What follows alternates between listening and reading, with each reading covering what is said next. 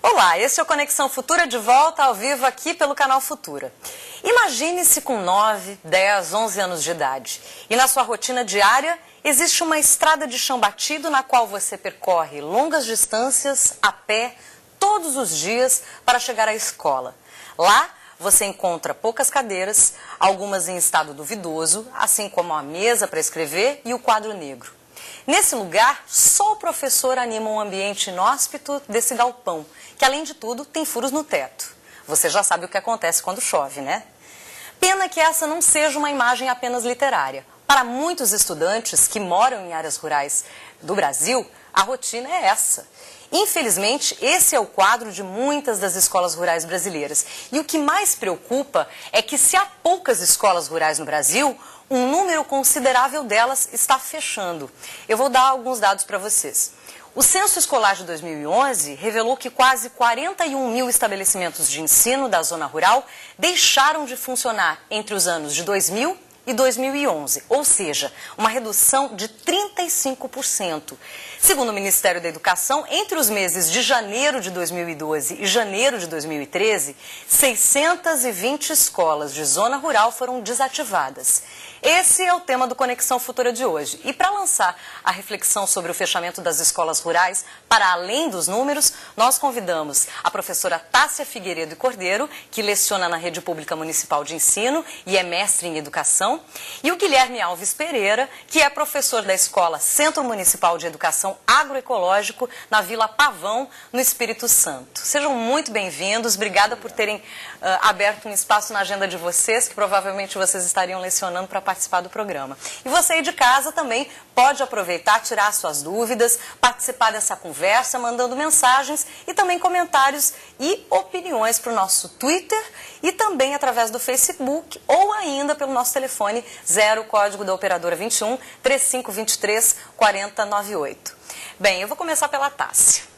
Tássia, você estava me comentando que o seu trabalho de pós-graduação, né, do mestrado, foi focado na questão do fechamento das escolas. Então você tem uma familiaridade com esses números que a gente começou dando aqui no programa. Uma das contradições que me parece bastante grande é que justamente existe um número grande de fechamentos, mas ao mesmo tempo o governo prevê a abertura de 37 mil novas escolas nos próximos anos. De onde vem esse disparate, né? De um lado as escolas fechando e outras com previsão de serem construídas. Na verdade, o governo prevê, né, a reforma de 30 mil escolas rurais nos próximos anos e a construção de 3 mil. Né? E como você diz, é uma contradição. A gente vê uma dualidade na política educacional brasileira, né, para a educação do campo, no qual, de um lado, a gente vê a política governamental, né, da esfera da União, né, com políticas de promoção da educação do campo, de valorização da educação do campo, promulgando diretrizes para a educação do campo, né, e investindo, né, na infraestrutura, né, através de programas como o PRONACAMPO, que é o Programa Nacional de Educação do Campo. Mas, ao mesmo tempo, né, por outro lado, a gente vê a política de fechamento de escolas rurais, principalmente por parte dos governos municipais e estaduais, né, o que é uma contradição. Por um lado, o governo federal, vem atendendo as reivindicações dos movimentos sociais, né, que reivindicam a educação do campo, no próprio campo, né, mas, ao mesmo tempo, a gente vê uma política arbitrária de fechamento de escolas rurais, né, imposta de cima para baixo, sem diálogo com as comunidades, né, o que vem prejudicando, impactando muito no direito à escolarização dos povos do campo. Lá em Vila Pavão, no interior do Espírito Santo, que na verdade fica a mais ou menos 200, quase 300 quilômetros de Vitória, né, Guilherme? A situação é semelhante a essa que a Tássia está descrevendo? Sim, lá na região de Vila Pavão, nós temos algumas experiências de educação do campo, né, que são uma experiência que é o CIER, Centro Estadual Integrado de Educação Rural, que é uma escola do campo, né, que tem desde o 6º ano até o 3º ano do ensino médio, sendo que o ensino médio é integrado ao curso técnico, né. Essa é uma experiência considerada ainda pela Secretaria de Educação do Estado uma experiência que já tem mais de 30 anos Então, fica uma dualidade aí nesse negócio. A questão de ser considerado uma experiência, você quer dizer que os recursos não chegam da forma que deveriam chegar? Na verdade, a Secretaria de Educação, ela não trata a escola com a diferença que uma escola do campo deveria ter, no sentido, por exemplo, da contratação de professores, do próprio calendário, né, da escola, questões que a pedagogia, por exemplo, da alternância tem, e essa escola lá, ela segue, apesar dela estar no campo, dela tratar o ensino técnico, né, o curso técnico em agropecuária, do 6º ao 9º ano, ter na sua grade curricular matérias voltadas ao campo, mesmo assim ela é uma escola que é tratada como uma escola urbana, né? No sentido, por exemplo, de livros didáticos, de contratação de professores, não há uma diferença nos editais de contratação, por exemplo. Certo. Né? Eu quero incluir na nossa conversa o Isaías, que ele é ex-diretor de uma escola agrícola lá em Goiás Velho, em Goiás, no estado de Goiás, é o Isaías da Glória de Araújo, que também é professor e está na linha. Tudo bem, Isaías? Tudo bem, e você? Tudo bem, bem-vindo à Conexão Futura. Muito obrigado. Você estava ouvindo aqui o Guilherme e a Tássia comentar sobre a realidade deles, né, como professores e também o ponto de vista do investimento dessas escolas. A pergunta que eu faço para você é a seguinte, realmente me parece que o fechamento dessas escolas está muito relacionado à gestão de recursos ou à falta de gestão de recursos das secretarias municipais de educação para essas escolas. Estou enganado ou você pode confirmar isso como ex-diretor de uma escola rural? Sim. No caso da nossa escola, ela é uma EFA, né, Escola Família Agrícola da cidade de Goiás. Então, ela é da rede, da Unefab e da EFACOT. Unefab é a União Nacional das Escolas Famílias Agrícolas do Brasil e a EFACOT é a Associação das Escolas Famílias Agrícolas do Estado de Goiás, Tocantins e Mato Grosso. Ela não é municipal, é uma escola comunitária, né, de caráter público. No caso da EFA, da nossa EFA de Goiás, o que acontece é que, apesar de ter sido reconhecido em 2006, as EFAs a nível de Brasil, né, a nível de rede, de reconhecer que a escola de alternância, que seria, a seção de alternância, que seria a seção família, pelo Conselho Nacional de Educação, mas o sistema educacional, juntamente com a sociedade brasileira, não compreende ainda esse sistema de alternância das escolas famílias agrícolas e, além de tudo, de não compreender, né, as pessoas apegam um paradigma, é o paradigma das escolas normais, tanto das escolas convencionais públicas como as escolas convencionais privadas, e não consegue enxergar além desse horizonte. Então, o problema nosso é esse, acredito que seja em grande parte das escolas famílias agrícolas do Brasil. Agora, certo. Em relação às escolas municipais, que tem também as escolas polos, é outra coisa. Se você quiser que eu comente ela também, a gente comenta. Mas não é da escola família agrícola. Certo. Eu vou aqui pedir, Isaías, para o Guilherme explicar o que é a pedagogia da alternância. Como é que ela funciona nas escolas? Bem, a pedagogia da alternância é um dos aspectos das escolas famílias, né? Da pedagogia da alternância, que seria o aluno fica um tempo de estadia, né? Uma estadia na escola e um tempo que ele depois, uma semana depois, ele fica na casa, na sua casa. Então ele vai levar esses conhecimentos adquiridos, né, na escola.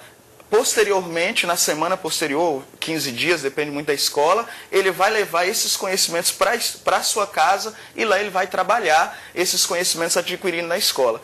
É uma troca, né? Na verdade é uma troca do conhecimento adquirido na escola para aquele conhecimento adquirido lá na sua casa. A alternância é basicamente isso. Isaías, aí em Velho Goiás, essa pedagogia de alternância, ela possibilita que o aluno tenha uma estadia de qualidade na escola, o trabalhador, o aluno que é trabalhador também no campo, ele, de alguma forma, ele não fica prejudicado por deixar a terra sozinha. Fala um pouco como funciona isso aí. Não fica prejudicado deixar a terra sozinho, porque os pais estão, né? É escola, família agrícola, né? Então, o aluno junto com a família. E o tempo de alternância, né, que ele fica na escola, não prejudica a escola, porque ele está aprendendo teoricamente para melhorar a qualidade de vida lá na escola. Aprendendo a disciplina que são da grade nacional comum e as disciplinas técnicas que vai ser colocado em prática depois na propriedade, como o meu amigo disse que existe essa troca, né? Quando ele retorna à propriedade, ele retorna com conhecimento teórico técnico e vai fazer aplicação na sua propriedade. O que seria nessa alternância de tempo? Seria, inclusive, colocar em prática aquilo que ele aprendeu. E esse tempo de estudo seria um estágio, né, um estágio prolongado em que ele vai fazendo essa aplicação na sua família. E isso melhora a qualidade de vida. Se ele, posteriormente, não quiser ficar na sua família, ele estará qualificado para trabalhar como técnico, inclusive, que no nosso caso, que é reconhecido pelo MEC e também é cadastrado no CREA, ele tem a carteirinha do CREA para trabalhar em qualquer empresa que ele quiser.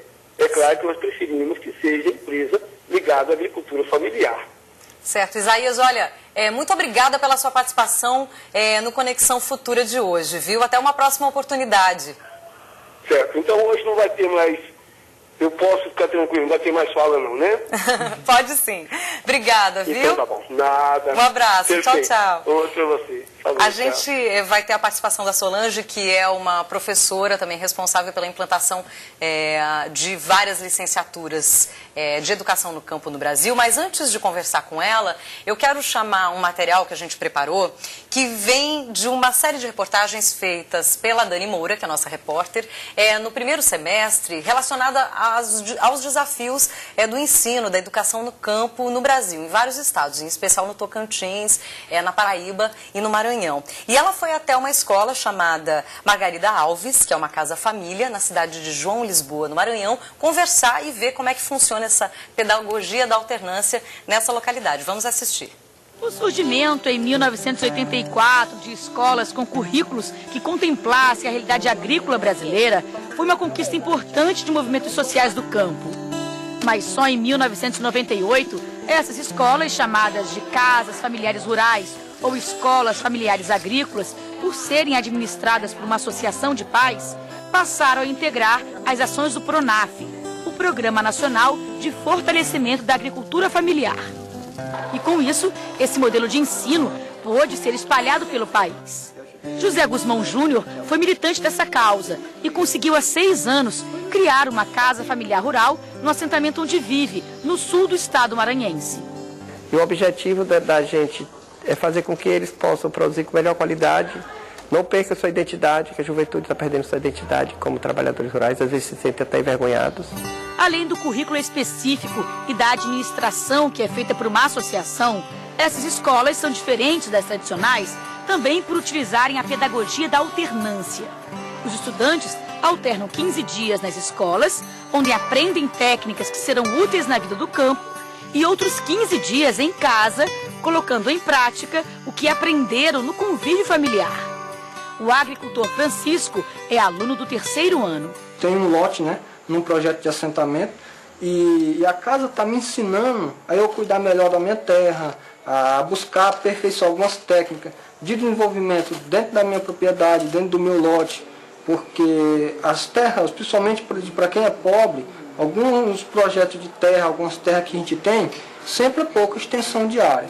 Então, se a gente não tiver técnicas que possibilite a gente agregar, de certa forma, uma certa produção a essas propriedades, de certa forma a gente fica inviável, né?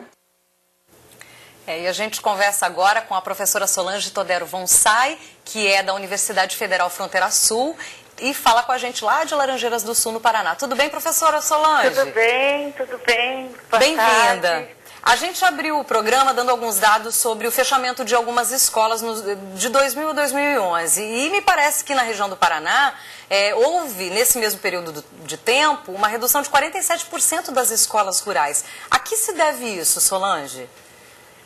Olha, da forma muito semelhante ao restante do país, esta visão de desenvolvimento, de que o ensino ele é mais avançado no espaço urbano, todo esse elemento, junto também com o já apresentado, elemento de recursos, ainda que os recursos muitas vezes são investidos em transporte, ele tem levado a esse fechamento, né? É uma contradição, como já foi dito, é algo assim que nós, na região, lutamos, né? A gente tem uma mobilização articulada de forma a se contrapor um pouco a essas políticas, desenvolvendo outras propostas, né? Nós, na nossa universidade, o campus de Laranjeiras do Sul, ele está localizado num assentamento, maior assentamento da América Latina, onde também existe 4 comunidades quilombolas e uma terra indígena, né? De 5 escolas indígenas, 1.500 crianças.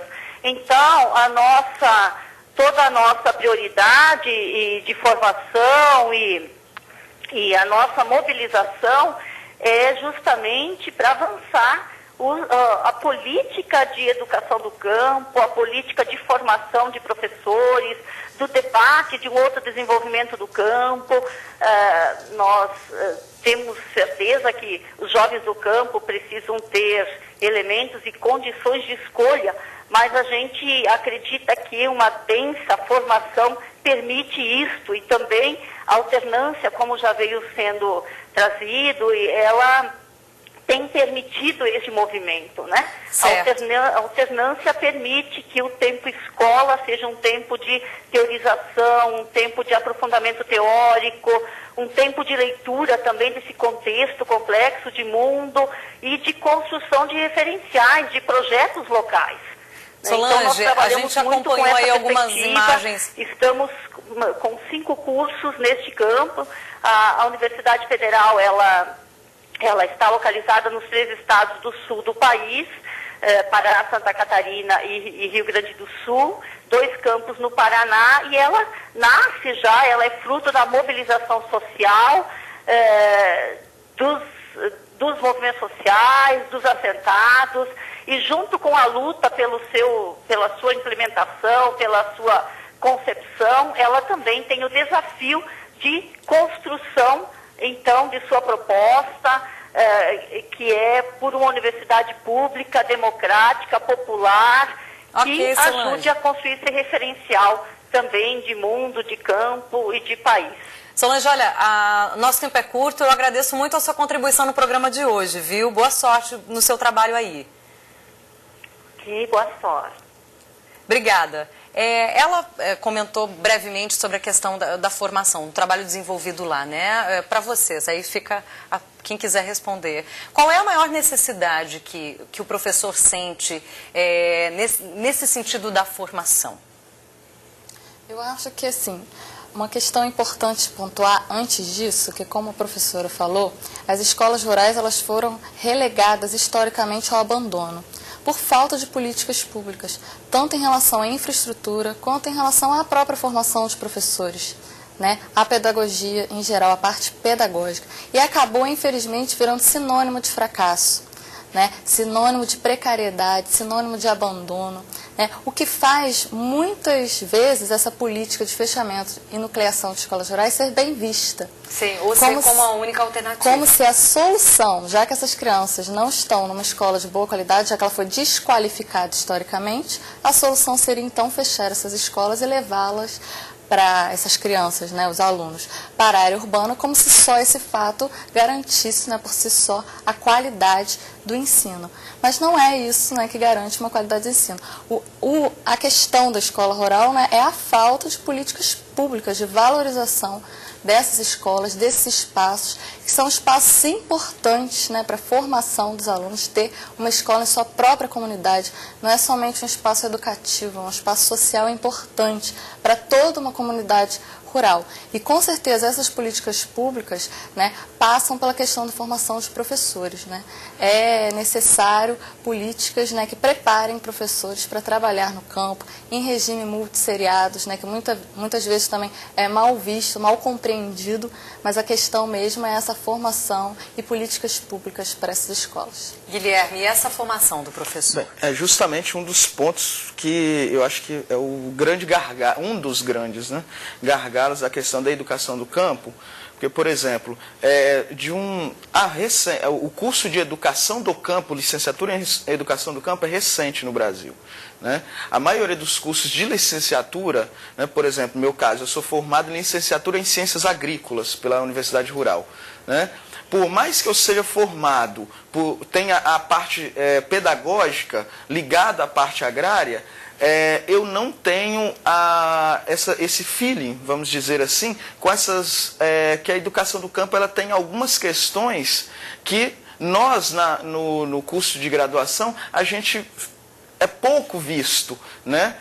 Então, um dos grandes problemas é realmente a formação de professores no sentido de a pedagogia da alternância, ela também está ligada à grade curricular. Outra questão muito importante é a questão hoje as prefeituras, principalmente, elas acham custoso. É um custo muito grande manter uma escola, por exemplo, uma escola multisseriada, com 4 ou 5 alunos e pagar um professor. É mais vantagem para a prefeitura pegar esses 4 ou 5 alunos, colocar num ônibus e levar para a sede do município, por exemplo. Certo. Então, são vários gargalos, mas os dois principais são formação e a questão do gasto, vamos dizer assim. Certo. Gente, o programa voou. Com certeza a gente em breve vai ter que voltar a falar sobre esse assunto. Obrigada pela presença de vocês aqui mais uma vez e até uma próxima oportunidade. A você de casa também que ficou com a gente, muito obrigada pela sua atenção. Amanhã o Cris Rexigel volta falando sobre o machismo. A gente se vê.